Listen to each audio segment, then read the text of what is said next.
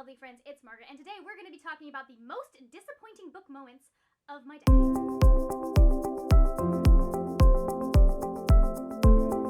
So if you watched my video on why I don't do negative reviews on my channel, you will see that I don't typically like ragging on books all that much. I don't do worst of lists or most disappointing of lists, just because that can come back and bite you when you want to be a writer. So I just don't really feel comfortable singling out books as books I hated. Like, I'll talk about them in my wrap-ups and why they didn't work for me. However, that isn't to say that I have never been disappointed by a book in my life, because, oh boy, have I been disappointed by some books. So today we're going to talk about my 10 most disappointing book moments of the decade. Some of these are for books that I absolutely loved, but the moment in that book just really disappointed me. These are, in fact, ranked, so we're going to be counting down from 10 to 1, and 1 is... You've probably heard me talk about it before because I'm still scarred. Honorable mention to Taryn in The Wicked King, because Taryn is just a disappointment all around. So we are starting out with number 10, and that is Pride and Prejudice and Zombies, just the entire freaking novel. I don't feel bad ragging on this because it's not even in my genre, and I will never ever meet Seth Grant-Smith in my life, hopefully, but this book could have been such an interesting look at Pride and Prejudice. I was expecting so much more from it. I was expecting something that really kind of maybe reimagined. I was expecting something more like the movie. I really liked the Pride and Prejudice and Zombies movie because that used the zombies to actually affect the plot and do something with the plot that could not have been done without the zombies. However, basically all that Pride and Prejudice and Zombies was just Pride and Prejudice with scenes of zombie killing added in. Also, just some racism and fat phobia that was not fun. I just was so entirely let down by this book both times that I read it. The first time I gave it 3 stars. The second time I was like, no, this gets 1 star. I just was not happy about it. It was... Anyways, watch the movie, skip the book. If it came from a book that I don't like, I'm not gonna own the book any longer. I like yeet those from my existence as quickly as possible. However, number 9 comes from a book that I actually did like quite a bit, and that is the epilogue of Supernova by Marissa Meyer. I loved this book. I really enjoyed it. It was almost perfect up until that epilogue. Skip ahead if you don't want spoilers for Supernova, but basically, you go through this book knowing that Magpie is Nova's sister. I figured that out halfway through. You're welcome, Christine. I'm so glad she made you happy. Anyways, you get to the end of this book and Nova never meets her sister, and yet the epilogue completely confirms that Magpie is Nova's sister, and that is just...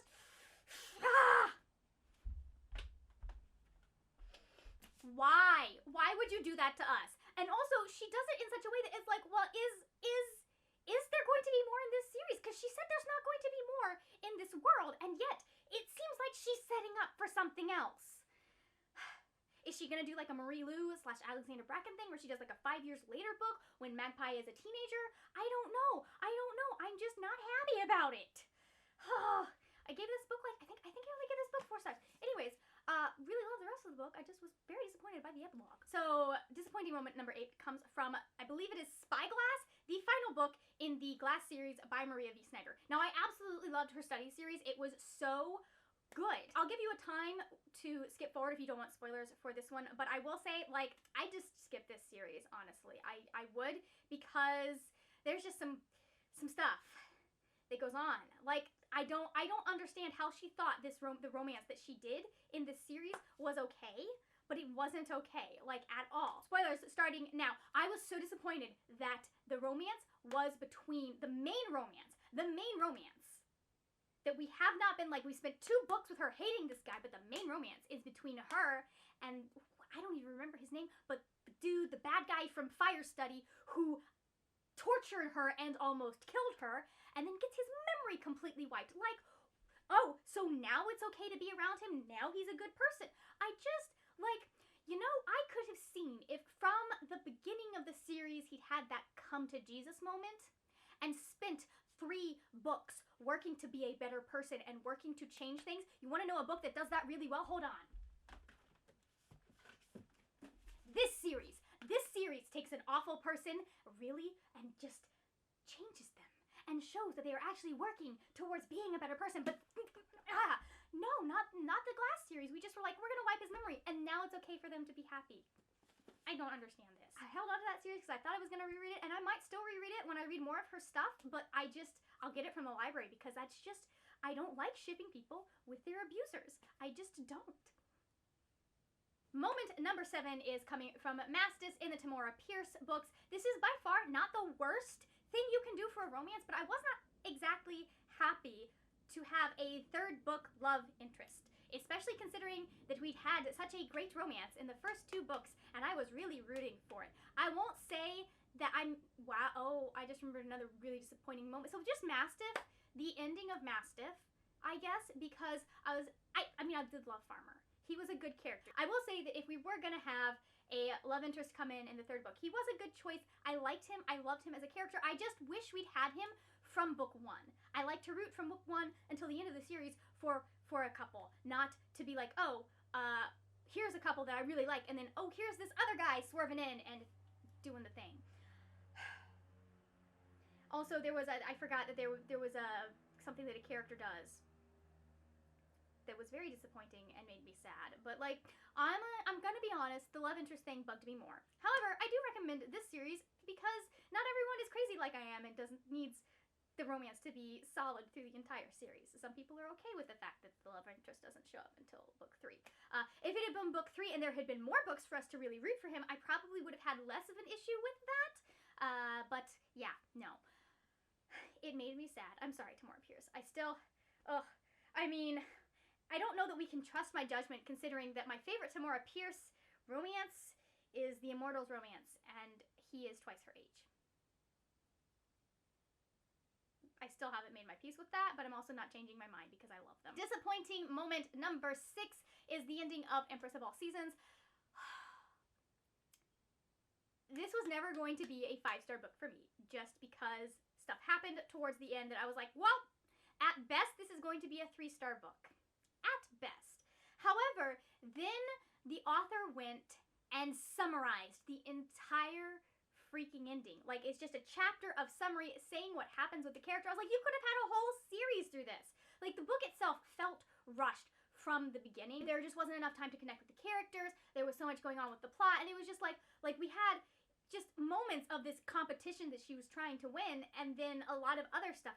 And so there were a lot of things that, like, it was never going to be a 5-star book, but it could have been a good 3 or 4-star book, but she just, like, decided not to continue on with the ending. We are told what the ending is instead of being shown what the ending is. We're told that these things happen to her and that she accomplishes these things, and that is well and good when you've wrapped the series up satisfactorily, or the book up satisfactorily, to be like, oh yeah, and this is what happens to the character throughout the rest of their life, but like, the main plot points in this book are wrapped up in that summary final chapter, and I was just like, what?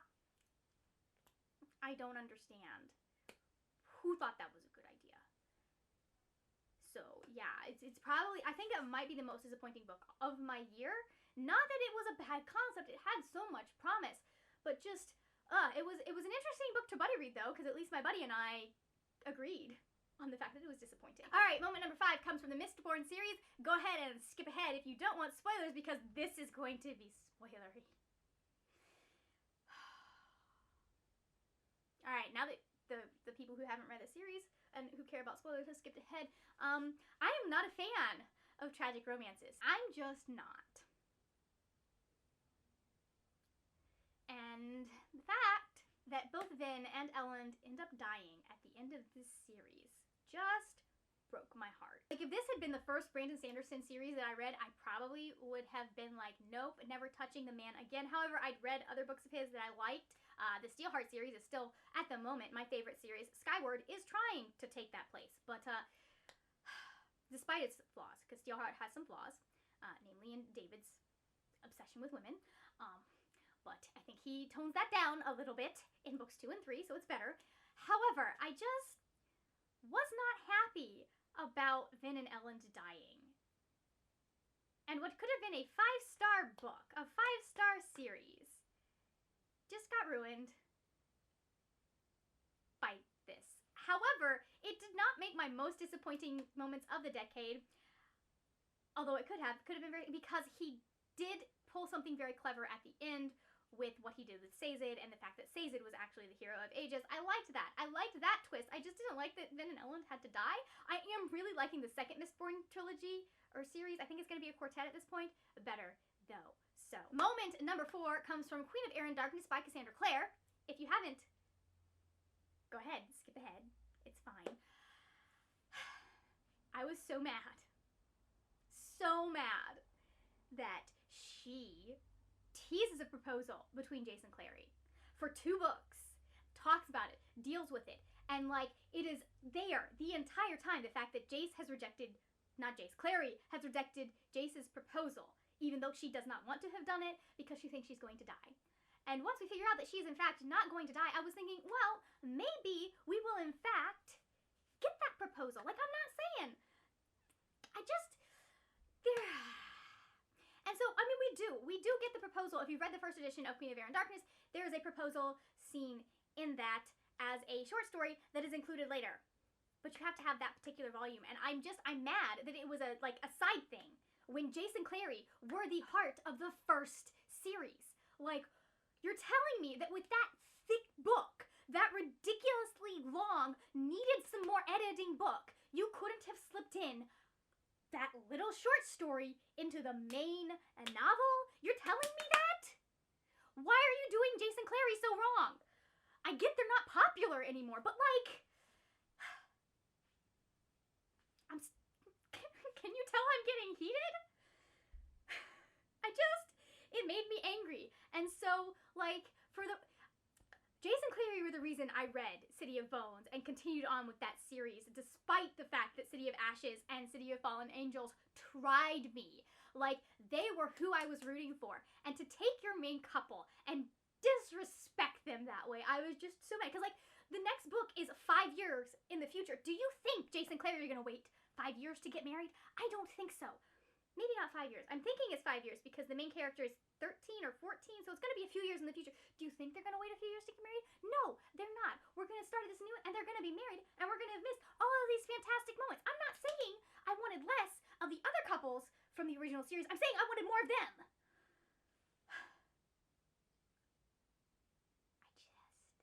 This is probably the most heated you guys have ever seen me. Okay, moment number 3 contains spoilers for the entire series of unfortunate events series.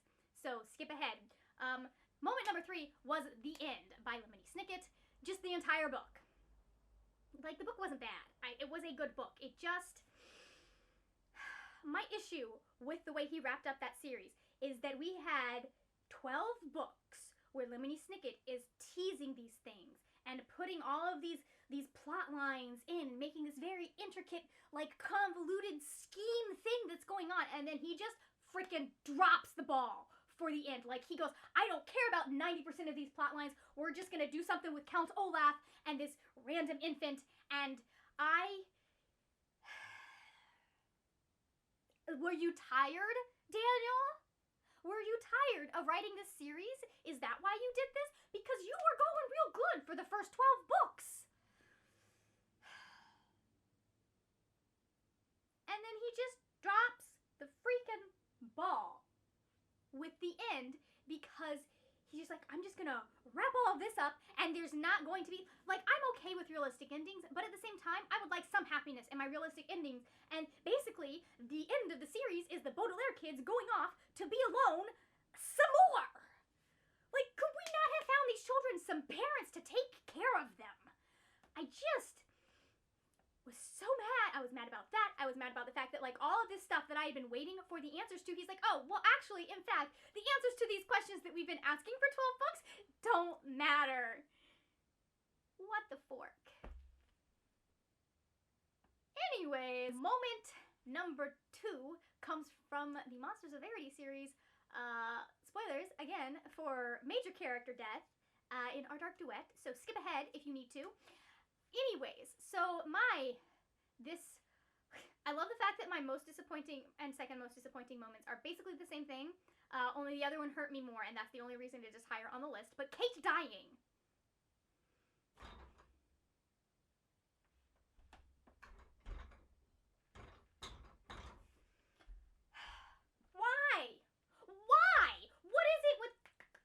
Thinking that killing off their main character is a good or interesting or fun thing to do. Kate deserved better. Okay? Kate deserved better. She deserved to not die, at least. And, like, I understand I respect Victoria Schwab. But it was such a solid series, and I was having so much fun with it, and with the little romance that was happening that was kind of maybe not a romance, who knows, and then she goes and she kills Kate, and I'm just not happy about it. I will never touch that series again. I will read more Victoria Schwab books, but now I know that I cannot trust Victoria Schwab, despite the fact that she treated me so well with Shades of Magic. But now I know I cannot trust Victoria Schwab with anything, especially my heart. I'm not over it. I'm still mad about it. But the one I'm maddest about is moment number 1, and that is from Allegiant. Again, I honestly don't recommend this series because it hurt me. However, there are people who have liked it because they are not me and they don't need the things that I need. But again, skip forward if you don't want spoilers. So Allegiant, I was so into Divergent when I read it. And Insurgent was an okay middle book. I was into it. I wanted some closure. That was great. We had another book coming up. I went to the store day of release, straight from work, for Allegiant. I spent 3 days reading Allegiant, and then I get to the end of the book, and she kills Triss. Not only does she kill Triss, but she does it in the most stupid way possible. Like, I just like for Triss to have overcome all of the things that she has overcome, and then to be killed by just a freaking bullet wound that is like, how long did they leave her in that room bleeding out? Like, do you know how much time it takes a body to bleed out? Do you know where they had to have hit her for her to bleed? Why would you do that? Why? Why would you hurt me like that? I'm just like,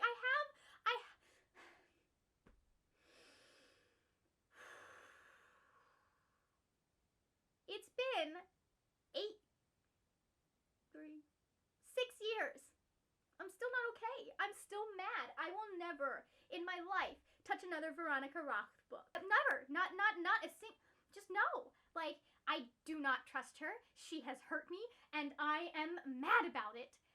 And Allegiant was going really well. It was really funny. My friend, we were talking about the fact, like, she's like, oh, I knew as soon as Forced Perspective came in there that Triss was gonna die. And I was like, well, I didn't get that. I was just happy to, like, have Forced Perspective on stuff. But now, I'm like, anytime we are in a series, and it starts out with one person, first person, and then we add another character at any point in the series that is not the first book, I start going, oh no, who's dying? You're killing off the main character. Like, it makes me so unhappy and nervous when I am reading books that they randomly do that. I had that problem with, what was it? What's the second Ember in the Ashes book? Torch Against the Night.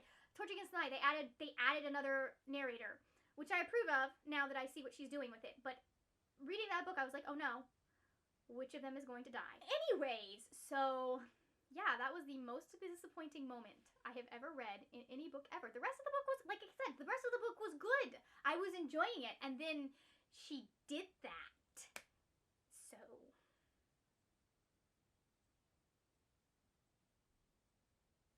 yeah.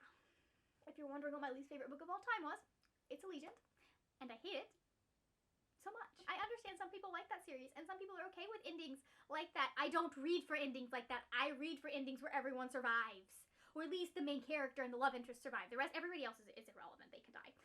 However,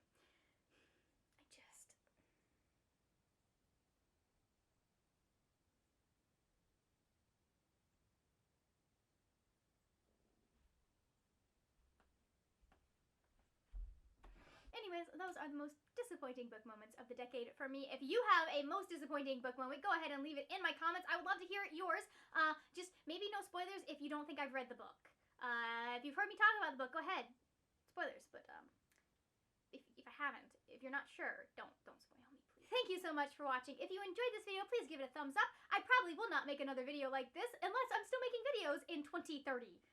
Which is a long ways away. If you are new to this channel and you like videos about books and writing, go ahead and hit that subscribe button. That is it for now, my friends. Happy reading, and I will see you later when we will talk about more wordy, nerdy things. Bye!